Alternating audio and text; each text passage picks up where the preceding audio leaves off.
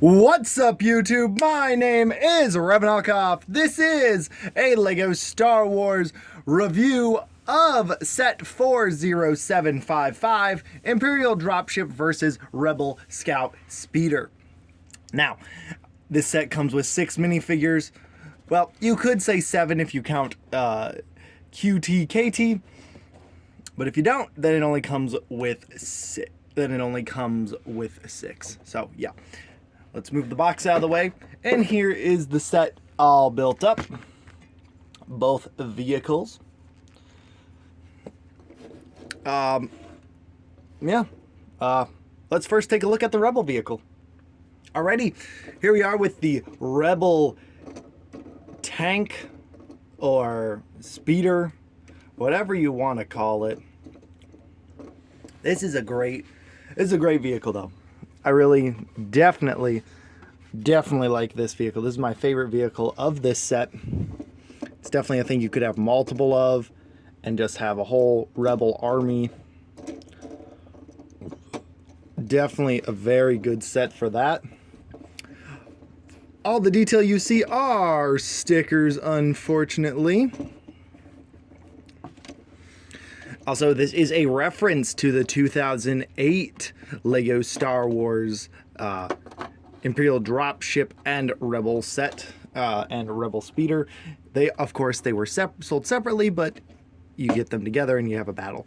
The turret can come off and be its own thing. I really like the turret build. It's a very interesting build. It's got this, I believe, a Nexo Knights piece from LEGO Nexo Knights. It also has 2 stud shooters on the side here. We'll show those off now. And they're gone forever.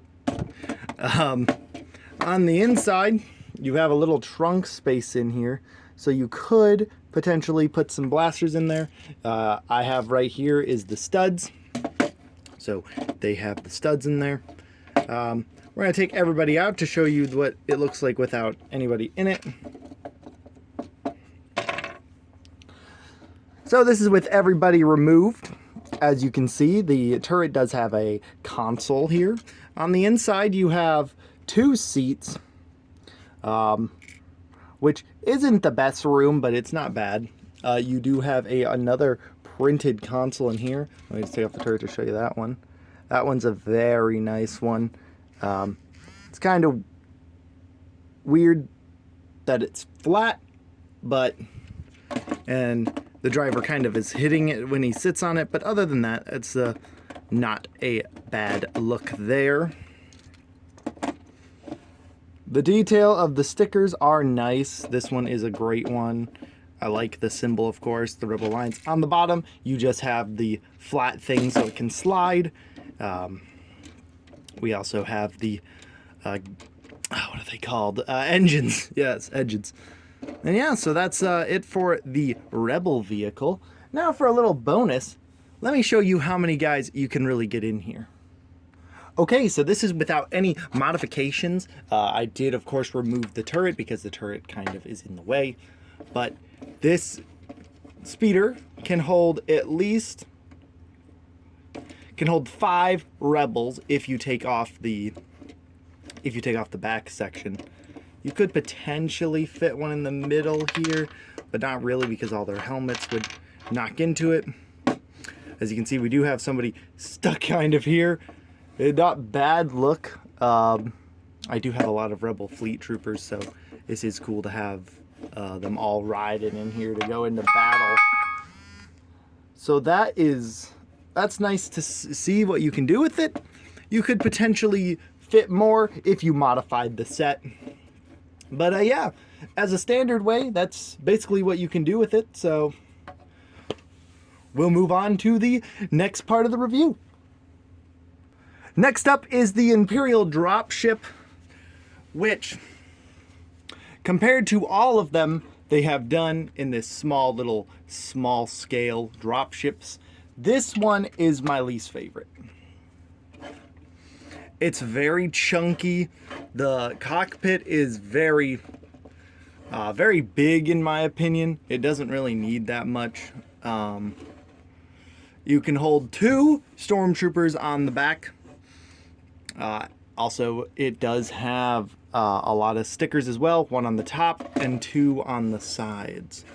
What I like about this set, though, is you can drop off the troops like this, just clips into the back, and boom, they're ready to go. And then you can angle the engines all the way there and all the way up. So like you can have a little lift-off sequence and fly away. I think that's a great feature.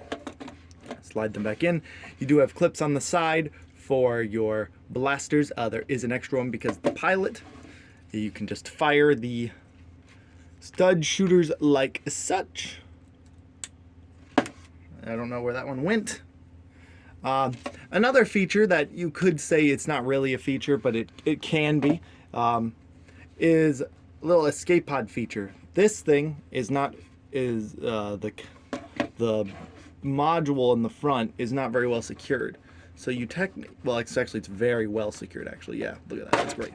But you can pull it off. It is just a ball and joint socket. So say, oh no, the rebels destroyed it, he can just leave. He can just have a little escape pod, crash down to the surface, you know. You can open it up. Inside the cockpit is another printed console, just like the turret used. Yeah, that's really it with this set. Not much to say. You cannot fit really any more but 3 in here, unfortunately. You could potentially, if you rearranged your stormtroopers, such as this right here, as you can see me doing here, just rearrange your troopers in a different way. Grab the pilot from here, and yeah, you can fit 3-ish. You really can't fit any more without modifying the set to hold more troops, which is kind of a bummer because this troop transport really can't. It can drop off 2 guys and then fly away, and then the rebel speeder tank will just destroy them. So not really much there that's going to help them. But yeah, that is it for the vehicles and the builds. Let's take a look at the last special thing we get in this set, and then the minifigures and the final verdict. I decided to just keep QTKT on the scans on the 25th anniversary year of Lego Star Wars. Yeah, here is the QTKT Astromech. It's a great looking figure. It's a pink droid. You've got the detail on the top because this is from Clone Wars Season 6, I want to say. It could be Season 5, where the whole D Squad, the droids arc takes place with R2 and everybody. No back printing, unfortunately, but astromechs rarely have that. Only one has had that, and that was R2, and they have not done that since.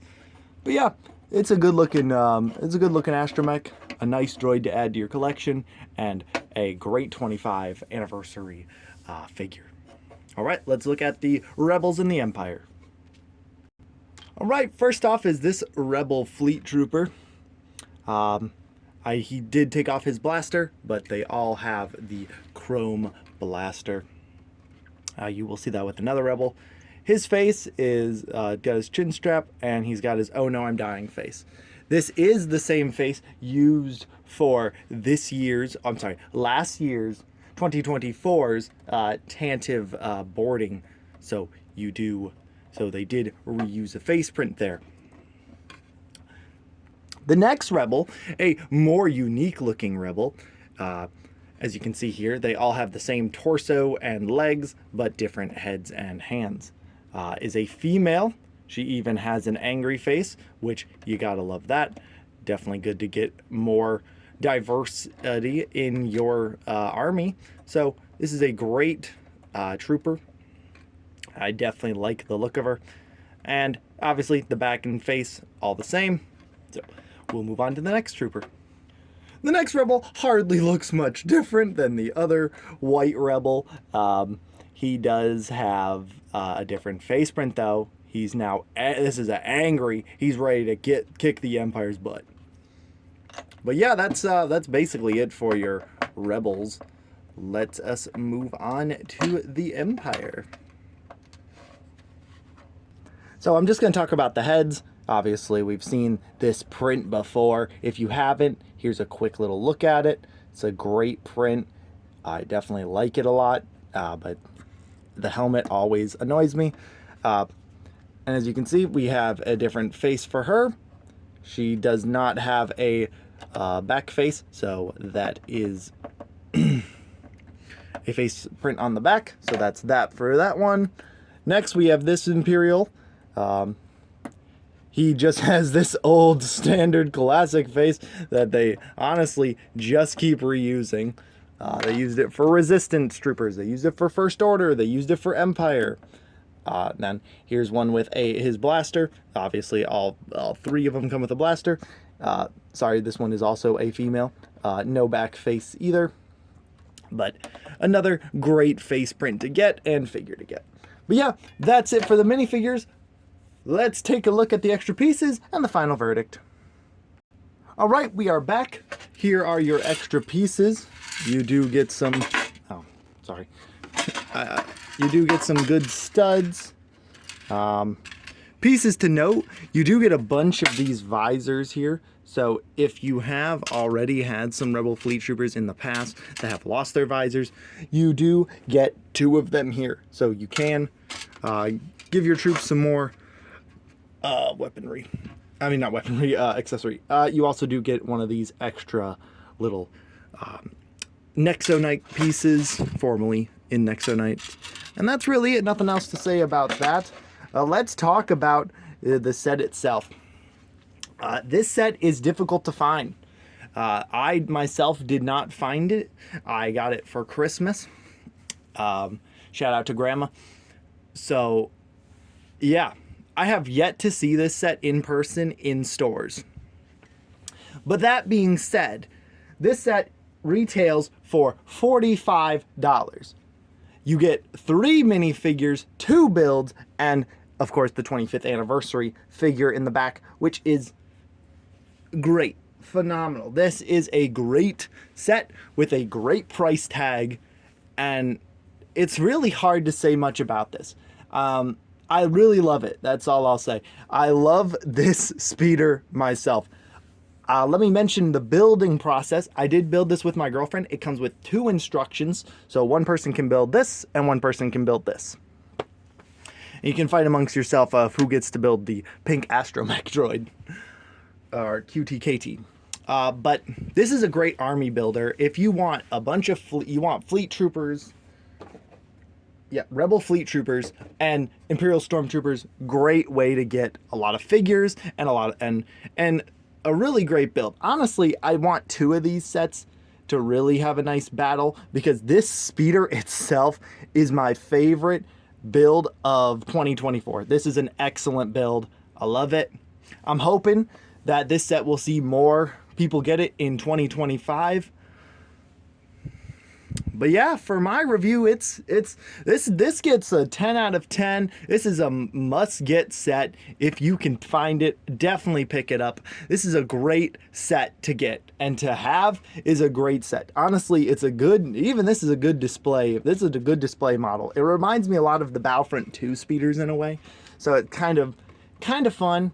Also, that one was more closed, but either way, if you know what I'm talking about, you've seen it before. But anyway, guys, thank you so much for watching this review. First review of 2025, being a past set, but I'm finally over the cold, so I can finally get back to reviewing LEGO Star Wars sets.